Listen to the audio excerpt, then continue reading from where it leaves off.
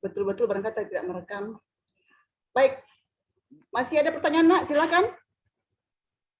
Masih ada yang mau bertanya? Rini? Rini mau bertanya? Atau Shirley? Atau Ismi? Banyak ini masih mau bertanya, tapi biasanya jaringannya tidak bagus. Mana? Ibu. Oke, Saya, siapa? Ibu. Oke, baik. Ayah. Silakan. Baik, Assalamualaikum warahmatullahi wabarakatuh. Waalaikumsalam. Waalaikumsalam warahmatullahi wabarakatuh. Baik, terima kasih atas kesempatan yang telah diberikan, Ibu. Tapi, Ibu, saya mau bertanya mengenai RPPH. Waktu itu, Bu, yang ada tugas yang disuruh survei di TK, ada satu TK yang saya dapat, Bu, di daerah Antang. Bisa dibilang itu, Ibu, TK-nya kayak masih serba kekurangan, mulai dari mereka tidak mempunyai RPPH, sistem pembelajarannya juga di kelas tidak beraturan, Ki, Bu. Jadi pertanyaannya bagaimana itu, Bu, cara pembelajarannya, sedangkan RPPH-nya saja tidak ada, sistem pembelajarannya juga tidak beraturan, Ibu. Baik, terima kasih, Bu. Mungkin itu saja. Ya, jadi istilahnya dari Ayan ya. Jadi begini ceritanya, itu TK itu PAUD itu seperti jamur pada musim hujan. Jadi dia tumbuh di mana saja.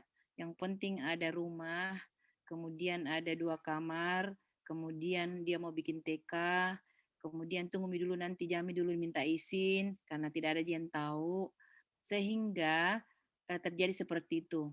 Yang Ibu mau tanyakan balik kepada Ayana, berapa tahun itu TK berdiri, Nak? Iya, Ibu. Saya tanya kepala sekolahnya, katanya itu TK-nya mulai berdiri tahun 2019, Ibu. Tapi 2010 mulai beroperasional. 2010. Iya, Ibu. Berarti dia taman kanak-kanak yang belum diakreditasi kalau begitu. Kalau sudah diakreditasi tidak seperti itu. Yang pertama. Iya, Ibu. Yang kedua, inilah pentingnya sebenarnya Ibu Dinda Nur, bahwa dengan adanya mahasiswa yang observasi seperti ini, kita bisa nanti sebenarnya membantu di bahan itu, mengumpulkan taman kanak-kanak yang memang beroperasi tanpa SOP. Tadi Ibu Nur Hidayah bilang bahwa nanti mereka akan meninjau kembali SOP. SOP itu adalah standar operasional prosedur. Jadi semua mulai dari datang ke sekolah itu ada SOP-nya sebenarnya. Ya, datang ke sekolah ada SOP-nya, apa yang dilakukan anak itu sudah ada SOP-nya. Nah, apalagi kalau di dalam proses pembelajaran itu dia tidak melakukan seperti itu, berarti dia tidak ada SOP. Tidak ada SOP berarti tidak ada panduan, tidak ada 10 buku. Kemudian dengan 2019 itu berarti dia sudah tahun ke berapa ya? Karena 2021 tahun ketiga.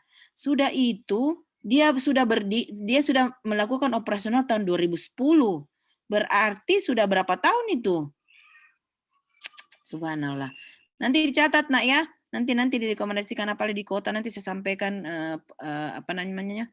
Asesor Makassar siapa itu, karena itulah sebenarnya kontrol kendali dari badan akreditasi, melihat bagaimana keberadaan PAUD yang menjamur seperti hujan seperti menjamur ya di musim hujan, tetapi boleh saja menjamur, tetapi SOP dari penyelenggaraan itu harus dia tahu gitu SOP-nya. Baru saja datang anak-anak sudah ada SOP-nya. Baca buku nanti SOP, nanti kaji nih SOP. Bagaimana anak baru datang ke sekolah, apa yang harus dilakukan, itu sudah ada standar operasional prosedurnya. Ya, sudah ada itu semua dari Kemendikbud. Ya, kementerian bahwa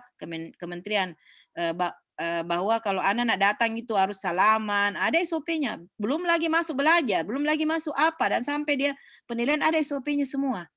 Nah, ini jadi inilah masukan-masukan yang beginilah sebenarnya yang kita kehendaki, Bu Dinda, karena dengan adanya mahasiswa yang datang kemana-mana ketahuan itu sekolah yang berani membuat PAUD tapi tidak mau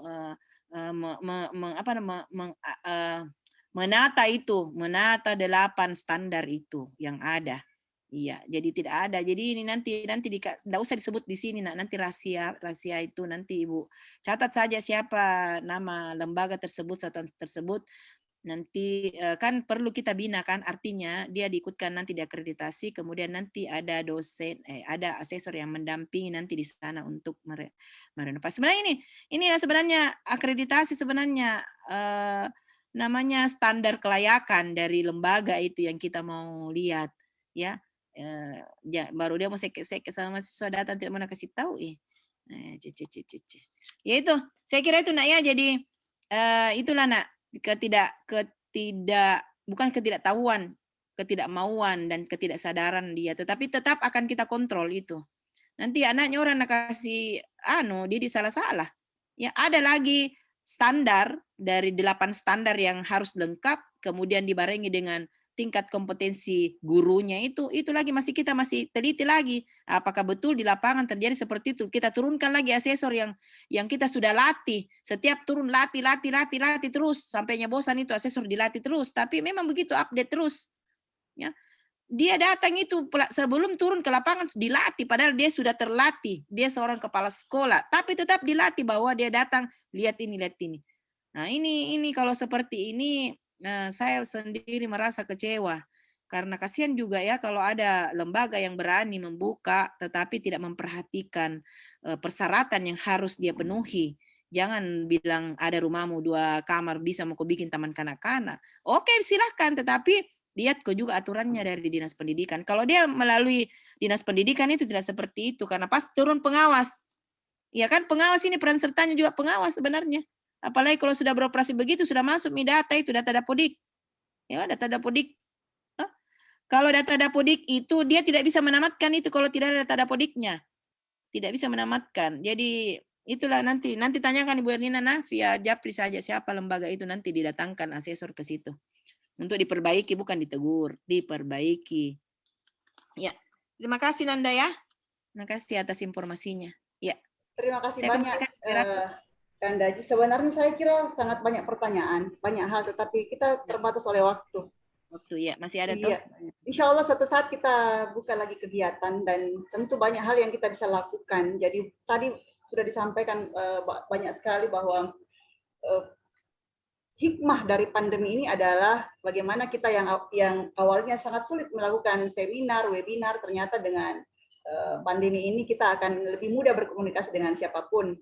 Termasuk dengan anak-anakku sekalian, hikmahnya adalah sekiranya ini tidak ada pandemi COVID ini, akan sulit saya mendatangkan para narasumber. Tapi alhamdulillah dengan kegiatan ini semua dari masalah waktu, masalah ruang, kita akhirnya dapat dengan mudah berkomunikasi, mendapatkan ilmu-ilmu yang bermanfaat dari para narasumber dan para pemateri. Anak-anakku sekalian, untuk nanti kegiatan evaluasi akan kita lakukan pada akhir sesi, akan kita laksanakan. Jadi Ibu Dr. Haja Herlina, ini kami masih banyak rangkaian dari kegiatan perkuliahan ini. Saya selalu sampaikan kepada mereka bahwa mohon maaf nak, memang kalau mata kuliahnya Ibu Nur itu prosesnya saya agak ketat ketika proses, karena saya sangat meyakini bahwa proses itu tidak akan pernah mengkhianati hasil. Ya, saya selalu mengatakan yakin dan percaya jika kalian tidak menempa diri dengan proses yang baik, tidak menikmati proses yang kemarin mereka belajar tentang bagaimana menghadapi, menghayati dan menikmati HHN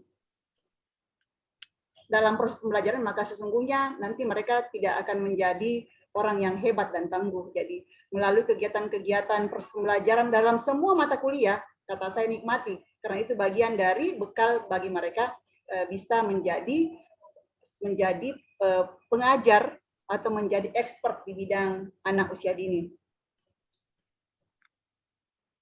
Bagaimana anak-anak sekalian? Karena waktunya sudah habis ya, kita mau tutup, tetapi saya mau mengajak kalian dulu sebelum ditutup, kita mau mengucapkan terima kasih banyak kepada pemateri dengan kita bernyanyi. Jadi nanti tangannya saya digoyang-goyangkan karena kita tidak bisa bergoyang-goyang. Saya akan share sebuah lagu. Lagu ini adalah yang diciptakan oleh orang Sulawesi Selatan juga, adik kelas kami di UNJ. Jadi beliau sementara S3. Mungkin Kanda kenal. Jadi namanya Ibu Masito. Ibu Masito adalah adik kelas kita juga di UNJ, sementara dalam proses. Saya selalu biasa menggunakan lagunya untuk mengucapkan terima kasih kepada pemateri atas segala segala upaya yang dilakukan. Ya, saya kenal beliau juga itu Dek, saya kenal dia di Pecera pada saat saya ke Taiwan. Iya. Taiwan. Baik, saya coba share ya, anak-anakku sekalian. Kalian bergerak nanti ya, bergerak saja untuk menunjukkan ucapan terima kasih kita.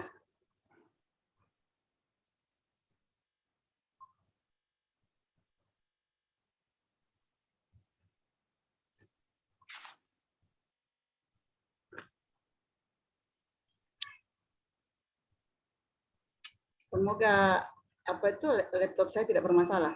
Tampakkah enggak ya? Belum ya. Rasa-rasanya. Ya sudah. Tapi belum nampak ya. Oke. Laptop saya bermasalah. Oke, anak-anak sekalian ya.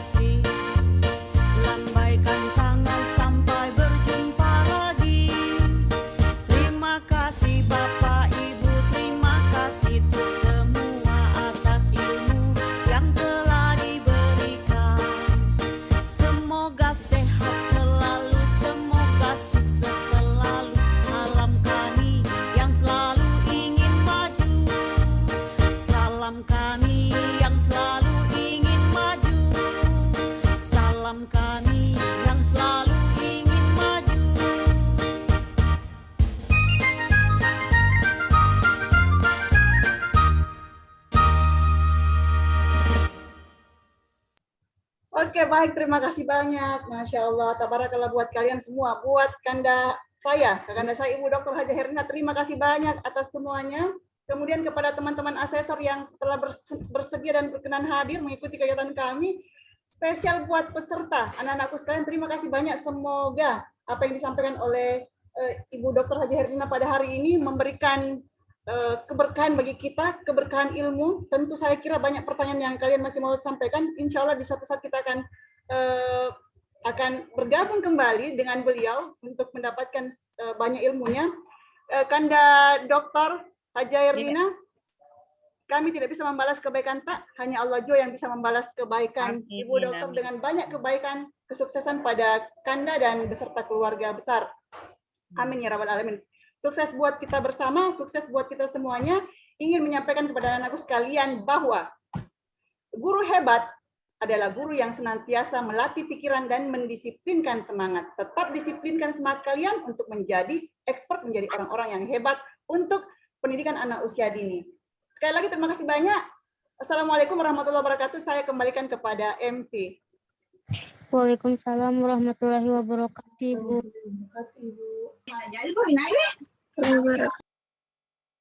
Alhamdulillah kita telah sampai di penghujung acara. Terima kasih banyak kepada narasumber, moderator, serta para peserta yang telah menyimak acara dari awal sampai akhir. Semoga banyak ilmu yang didapat untuk diaplikasikan dalam kehidupan sehari-hari.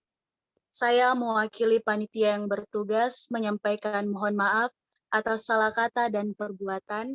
Akhir kata, terima kasih dan wassalamualaikum warahmatullahi wabarakatuh. Waalaikumsalam warahmatullahi wabarakatuh. Jazakallah khair, Ibu. Terima kasih banyak.